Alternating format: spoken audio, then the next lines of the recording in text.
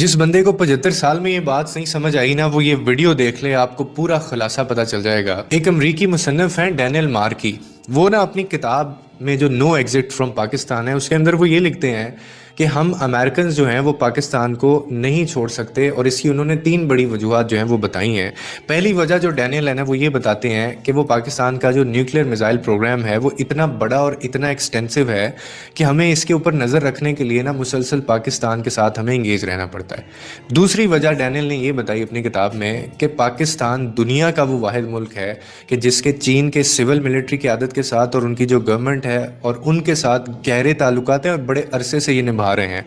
तो चीन के ऊपर भी नज़र रखने के लिए आपको पाकिस्तान के साथ इंगेज रहना ज़रूरी है। तीसरी बड़ी वजह उन्होंने ये बताई कि पाकिस्तान के पास इतनी बड़ी फ़ौज है कि ना सिर्फ वो रीजन को बल्कि पूरी दुनिया को वो डिस्टेबलाइज कर सकती है, और पाक फ़ौज के ऊपर नज़र रखने के लिए भी आपको पाकिस्तान के साथ इंगेज रहना बहुत ज़रूरी है। फिर वो अपनी किताब में ना एक और बात भी लिखते हैं। वो कहते हैं कि हमने 75 साल पहले ना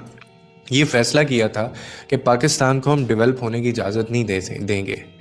और उनको ये इजाज़त नहीं दी जाएगी, और पाकिस्तान को इस्लामी दुनिया को भी लीड करने की इजाज़त नहीं दी जा सकती है। वो कहते हैं इसके लिए हमने कुछ तरीके अपनाए, और वो कहते हैं कि पाकिस्तान फिर भी बना, पाकिस्तान फिर भी स्टेबलाइज हुआ, पाकिस्तान ने फिर भी एटमी वो जो अपना बनाया, और उन्होंने बाकी मुल्कों को भी मुंह तोड़ जवाब दिया। फिर वो कहते हैं कि हम इनको वहाँ बैठ के मैनेज कैसे कर सकें, ये एक बहुत बड़ा सवाल था कि पाकिस्तान को मैनेज कैसे करें या उसको डिस्टेबलाइज कैसे करें।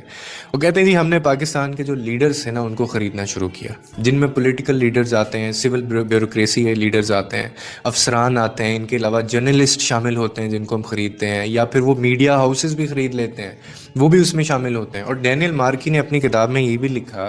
कि पाकिस्तान के लीडर्स जो हैं वो अपने आप को बड़ी थोड़ी कीमत के ऊपर बेच देते हैं। यानी उनकी कीमत इतनी है कि वो सिर्फ कहते हैं कि हमें अमेरिका का वीज़ा मिल जाए, हमारे बच्चों को अमेरिका में कोई जो है वो स्कॉलरशिप मिल जाए,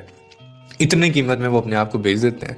और वो पाकिस्तान के मुफादात बेचने पर भी तैयार हो जाते हैं।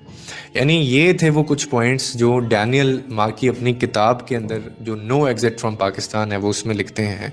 और ये वाकई इतनी सच्ची बात है कि जब आप पूरे 75 साल या उससे ज़्यादा ये तारीख़ देखते हैं